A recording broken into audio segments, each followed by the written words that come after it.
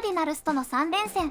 ムーキー・ベッツ選手のポッドキャスト番組オンベースにヌートバー選手がゲスト出演し、今年はリードオフとしての活躍や大谷選手について、日本代表で出場した WBC についてや日系人として育ったことや母親の久美子さんについてなどを語ってくれました。Welcome back to On Base Live in your Bleacher Report app. I am your host Mookie Betts, and today we have my boy Lars Nootbaar. The first Cardinal on the show. How you doing, bro? I'm good, man. That's cool. I could have guessed that, but it's cool. It's cool to officially hear that. So I remember, when I first started, and you came up to me and said you had watched it, and then you didn't really want to come on the show. Why didn't you really want to do it at the time, bro? I was still hesitant this time around, but I just felt like I hadn't done anything, and that was, I think, in 22 when you guys came to St. Louis, and I said that to you. I remember doing it too. And, you just don't want to be that guy that's, fresh in second year being like, oh yeah, I'm on Mookie's podcast coming in. And that year too, we still have Nato, Goldie's MVP year. We got Albert going for 700. Who's this little, rookie going on that makes sense. I get in the unwritten rule space of baseball. Yeah, that definitely fell into it. So shout out to you for following that. Okay, so I have a game called On Base and Off Base. Okay. St. Louis style pizza is better than Chicago style pizza. Ooh. Learn me about St. Louis style pizza, because I thought St. Louis was like the home of ribs, barbecue. You know what I'm saying? Yeah. Not pizza. No, I don't think it's the home of pizza. Okay. I don't think people are not gonna like this, but I don't think St. Louis style pizza, like they love Emos. I don't know if you had Emos. What's Emos? I'm gonna get a lot of heat for this, but Emos is not my favorite. It's not my favorite. Is but Emos a restaurant? It's like a chain pizza place. Okay. It's not your favorite. It's not my favorite. So you're not gonna get an endorsement deal with them, by the way, just by saying this. I mean, it's okay though. Yeah, probably not. But deep dish though, I'm not a huge fan of deep dish either. But I'll say Chicago. You know what? I'll say St. Louis style's better. So next thing, you can hurdle a guy to get to first base. Hurdle someone. I'm on base with that. Yeah, I think so too. It's tough to do running down. You see Wyatt Langford. Oh yeah, you know what I'm saying? Yeah, I did see this. That's some athletic stuff. People don't realize like when you're running and the toe on first to the next stride. Yeah. And he stayed, you know what I'm saying? This is a pretty athletic move. Have you ever done anything like this going to first base? No, not going to first base. And for him to do it on a split-second notice like that too, like that's impressive.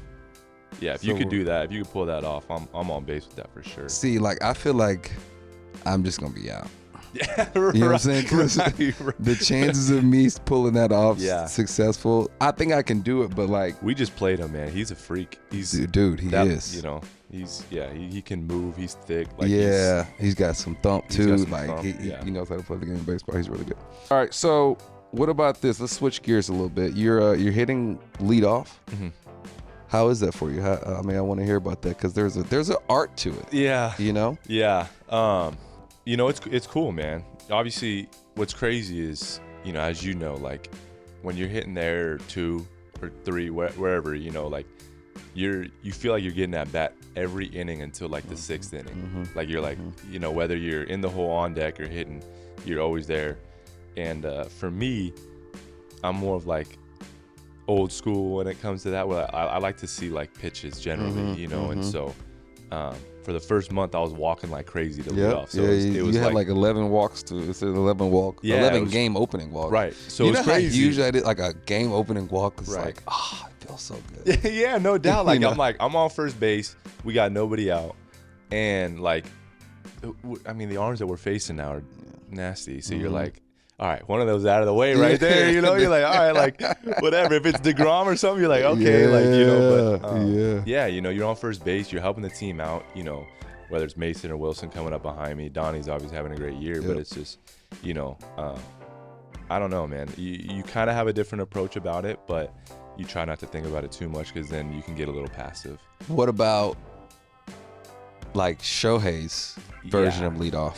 Yeah. I feel like you got to be Shohei to do that though. Exactly. You know? Right. And it's like, yeah, if I can, I saw him the other day. It was 97 off in first pitch of the game when you guys were in Cleveland, and he went like 150. Homer. Yeah. And I'm like, all right. He like, did. I do remember that. Yeah, I'm like, the first game I don't know if that's in my bag. So it's like, Yeah. I'm gonna do what I think I can do well and see some pitches, know the zone a little bit. But you're right. Like when Rizzo was doing it in Chicago for that little bit of time when he was doing it, Jock was doing it for a little bit. And, I think you just have to know your game and then kind of like really dive into that when you're in the leadoff spot. Yeah. And like, hitting leadoff for so long for me now that I hit second. Right. Well, yeah. What's that transition like? It's hard for me sometimes because Shohei, I want him to swing as much as possible. Right. Like he should. I don't want him to go up there and walk. Right. They're gonna walk him, of course. I wholeheartedly understand it. I wouldn't pitch to him either, but I want him to swing, and then obviously with Freddie behind me, Right. I want him to swing. Right. You know what I'm saying? I want these guys to swing as much as possible. And I'm so used to how I grew up is the same way you grew up as a leadoff hitter. Like we're kind of trying to see pitches, work your bat, Right. get into the game a little bit. Right. Because like 5 and 6 pitch innings was not a thing. And I don't know about for you guys, when I was in like little league and stuff growing up, they had pitch counts too. So it's like if you were facing a guy, you're like, you want to, waste as many pitches as possible. Yeah. But so, yeah, I mean, for you, that's got to be tough situation. it's kind of tough to know, but I think I take responsibility and just kind of do it. But I don't know. Like some part of me is like, it don't really matter because the pitcher is going to go, 80, 90 pitches, and whoever comes in after is going to be throwing 100. Sure. You know what I'm saying? And so it's like you might as well just get your swings off. So I don't know. I'm kind of stuck between a rock and a hard place. Yeah. With it. So No, I know. And I mean, does it free you up when Shohei goes big fly or single or double? That makes it a lot easier. That makes it a lot easier. Yeah. But like if he gets out on right one or two pitches, and it's like, man, you're in your head a little bit thinking about it. Yeah, and as soon as I've learned, like as soon as I start to get in my head thinking about it, you shut it down. Take it. I take it. Yeah, me too. I'm the same way. Yeah. Because it's like when you're just a little in between and you don't know if you want to swing at this pitch or not, you can get tick late. Yep. And you're going to just miss it or whatever it is. And so I've learned to shut it down. But I mean, I don't know. We'll see. We'll see if I can change my ways. get some swings off. I'm going to go to the hitters meeting today and be like, hey, pitchers, if Shohei gets out on one pitch, groove that thing down the middle. Moogie's going to be in his head thinking about it. All right. So I do want to talk a little bit about you. You played in the WBC for Team Japan. Your mom is Japanese, right? My mom is Japanese, yes. And how was that? How was that growing up? It was cool, man. It was for me, it was the norm, but I think the more I left home and, I understood like the bicultural nature of like my household, right? Like coming in, there's a little room where you put your shoes right away. Like there are no shoes in the house. Okay. And, my mom was always cooking up like very traditional Japanese meals. And she a lot of the rules that we had were very like, standard for Japanese. And so it was normal for me, but I think once I started to grow up and then learn more about my buddies and stuff, like it wasn't necessarily the norm, but that's all she knew growing up, and she came here and then her mom and her dad are still in Japan. Her sisters are in Japan, and her entire family is still in Japan. And so, do you go back and see them? Yeah. Oh, nice. So growing up, we would go like once a year. And then once my brother got into high school, with sports and everything like that, it was getting tough. And then when I got to high school, they came over to the States and hung out with us. And so we were able to do that. But then when the WBC happened, we were really able to they were able to see me play for the first time. And we were able to go over there and hang out. And then now I go once a year, and it's kind of the cool thing is it's kind of you know, like connected our family, you know, more so than we ever had. Oh, so it ended up being inadvertently doing something like that. No doubt. Like, and we communicate more. Like, my mom always talked to them, but like for me, I mean, I can't say I communicate with them because I don't speak Japanese, but like I go there and see them and we're able to hang out, and whether it's my mom or somebody from the agency that we fly over there with, like I'm spending time with them, seeing them, getting FaceTime with them. And like, you know, my grandparents are getting older, so it's cool to be able to spend time. So how does that conversation go if y'all can't speak? Like, is it just, because I know like when I went to Japan, it's like you smile. 100%. Yeah, like, right. But this is your family, so how do you do that with your family? So it was so funny. So we went there last off season, and my grandpa can't hear that well. So I'm talking. So I'm looking at my aunt, but our interpreter from our agency's there, who, you know, has worked with Yamamoto and Roki and them, and you know, so he's translated to my aunt. My cousin is sitting there with her baby, and they bring a whiteboard and a marker everywhere, and she's writing it down and then showing my grandpa. My grandpa then reads it, laughs, does whatever, says something back, and then it's like, so it was like 5 different people are translating this thing, but you know, it's all for family. We loved it. It was great, you know, but and then sometimes, you know, like my aunt or whatever wouldn't even respond and tell my grandpa what they were saying, because she was like, you know, and I'm over it. But but yeah, it's a process for sure. So because of the WBC, I ain't gonna say because of WBC, but it played a part. Your like fame level shot through the roof. You could say because of the WBC. Yeah, it did. Yeah. So tell me about your experience at the WBC, you know, getting to play there, getting to play in front of your fam, getting to play with Shohei. Yeah. You know, and Yoshi, I guess. Yeah, right. You know, Roki. You got to play with all these guys. Yeah. It was amazing. Were you nervous? Super nervous. Yeah, me too when I'm my first. Yeah. Super nervous. Like, you going over there, obviously being, you know, Tommy too. Tommy was the first American-born Korean to play over there. And so I was the first American-born Japanese, and my mom was like, listen, there's certain things like you gotta, like, you can and cannot do. And so I'm on the flight over, and I'm like, dude, I cannot embarrass my family. Like, I cannot let Japan down, my family. Like, this cannot go bad. Like, if we lose, we lose, but like, I can't do anything to like disrespect my family. What could that possibly be? Just mannerisms, like the way you act. Slam your helmet or something. Do something like that, or even like, you know, like simple, right, during the national anthem, just like my mom was like, make sure you're doing all the right things. Like she's, you know, because she's like, it's, you know, the rules are different over there, you know. So I'm nervous, and she's like, you better be respectful to the team, everybody, like they are all more important than you, you know, like kind of like you're the guest. And I'm like, all right, yeah, no.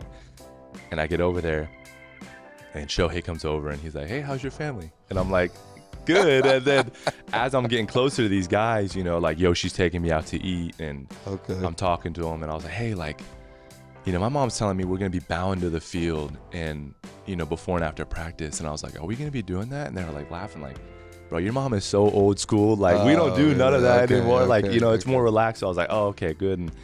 And, you know, that part of it was cool. But, you know, what was really cool was that everybody saw Shohei like do his thing, and, you know, with the Angels and stuff. But I feel like I benefited greatly from the WBC, but I thought he did too. Like with the Trout and him battle at the end. You know, next year he goes out and wins AL MVP unanimously.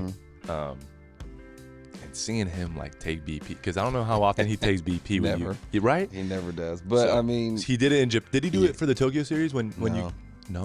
No, it was just too much. Like for him, it's really just too much. Yeah. Like he can't really like take steps. He can't. And there's like, everybody in the world wants to be famous, right? Yeah. Until you see a famous person have to live how they have to live their life, and how Shohei has to live, it's like, man, that kind of sucks. Like the MJ doc that came out during COVID, where he's sitting there in his room smoking a cigar, like, I can't leave my room. Like, that's really him. That's Shohei. That's literally him. And, you know, but it is what it is. I mean, kudos to him. I mean, and listen, he handles it obviously amazingly, and he's happy, and, you know, does everything. But yeah, in Japan, it's like he cannot move. So it's crazy. Tell me about that battle. Like, did you even think about, especially that ninth inning with Shohei taking them out? Like, being on Shohei's team now, if there was a 9th inning with Shohei taking the mound, I couldn't be more positive that we won. So that you're gonna win. Oh, that Japan was gonna win. Yes. Oh, okay. So I'm saying from your like on the Dodgers, I'm saying right on the Dodgers right now. If Shohei took their mound in the 9th inning, we're winning. We won. Yeah. So I want to hear your perspective from it. Yeah. You know, and not just about Shohei, but your perspective. Yeah, right. Like he's coming in the game, and it feels like this surreal moment. Like in the moment, you're like, wait, this is like, what is going on right now? Like this is crazy. And he's jogging out, and you're like, this guy's a freak. But you're right. Like I was like, in that moment, I was like, I don't know anybody else in the world after seeing him for the past 2 to 3 weeks that I would want being on this mound. Yeah. And so he goes out there, whatever, and then, you know, gets to Trout. Yep. And it was McNeil walked. I hit into a double play, and then were you Trout. leading off? And McNeil was 9-hole, you were 1, Trout was 2, Goldie 3. Yeah, there you go. Yeah. Whatever. Yeah. So everybody's excited, right? We get 2 out. Everybody's excited, and I'm looking around. I'm like, yo, I don't think you guys realize like.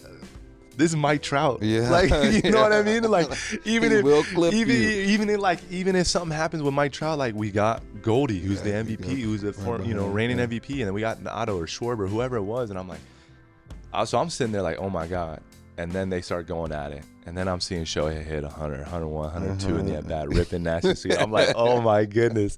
And I'm in the outfield like focused, but at the same time, like I'm like a fan. Like, this is crazy. Yeah.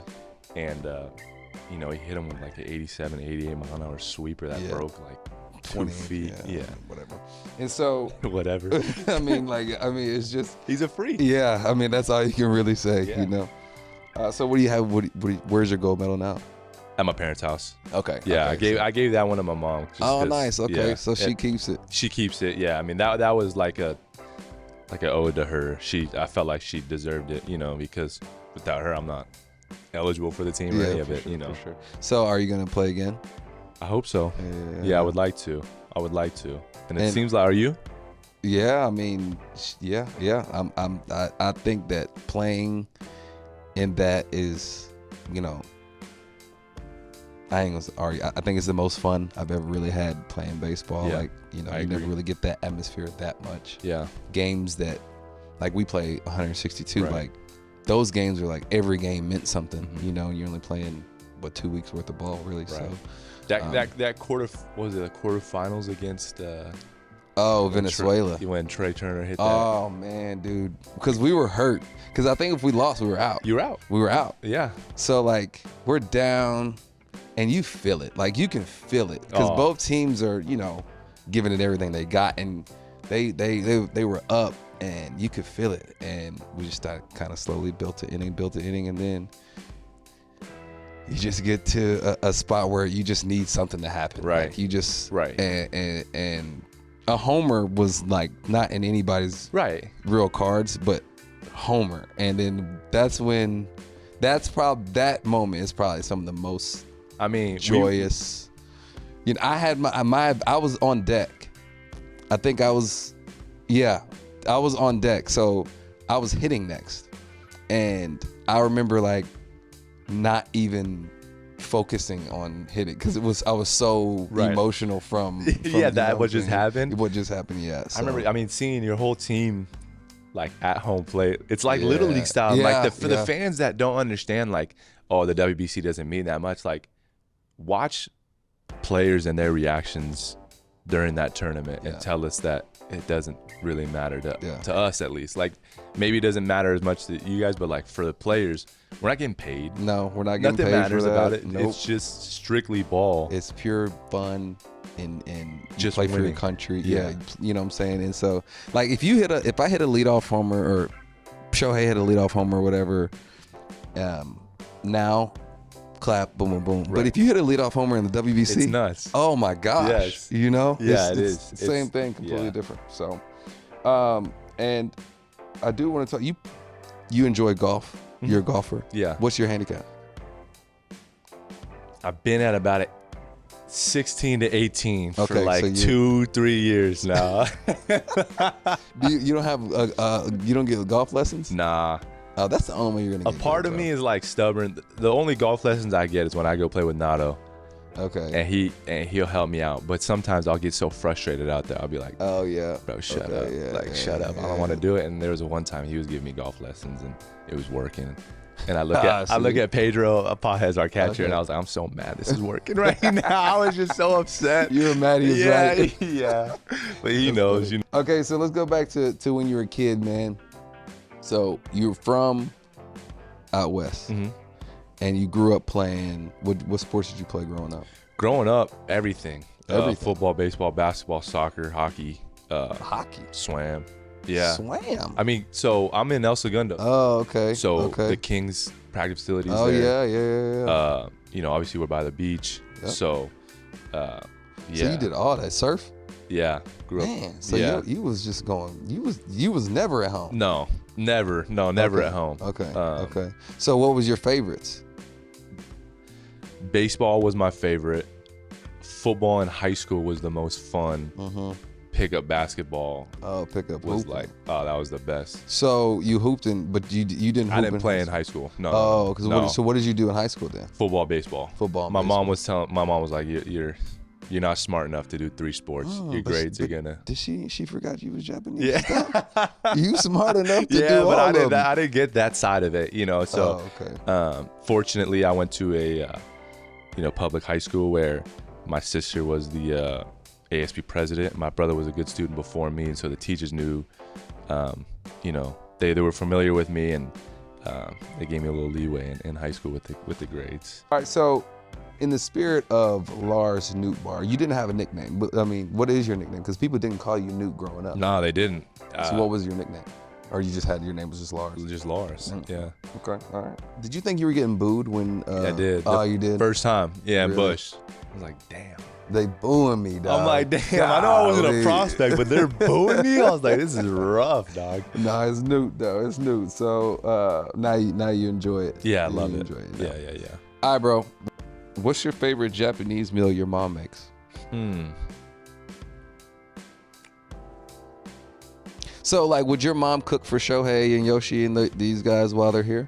Would she? Yeah. Yeah.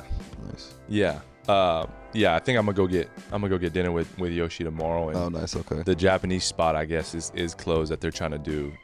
But yeah, so like my mom's out here right now and they talk. My mom was like dog sitting for Carlos last season when you guys were on the road. Oh, wow. Okay. Okay. But So your mom's a grinder too. bro, for a baseball player, she'll do anything. Yeah. She'll do anything. And a Japanese baseball player, she'll do Oh, anything. yeah, For okay. Yoshi, I'm she'll gonna die for tell Yoshi. Shohei to dog. put it in order because I want to get me. I want to eat it too. My favorite meal that my mom makes is probably her gyoza. The what gyoza? What's that? And I have no idea.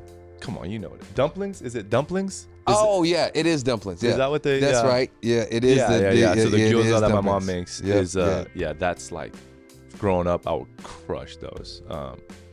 So anytime we had those, yeah, I was killing them. リードオフについての考えや前回の WBC と次の大会への気持ちなどお二人から貴重な話をたっぷりと聞くことができました。改めてトラウト選手との対戦は思い出すだけで痺れるシーンです。ゴルフについてもお二人は一緒にラウンドをする関係であり、アレナド選手とのエピソードも最高でした。久美子さんのお話からも家族の深い愛情がしっかり伝わってきました。またぜひ楽しい話を聞かせてください。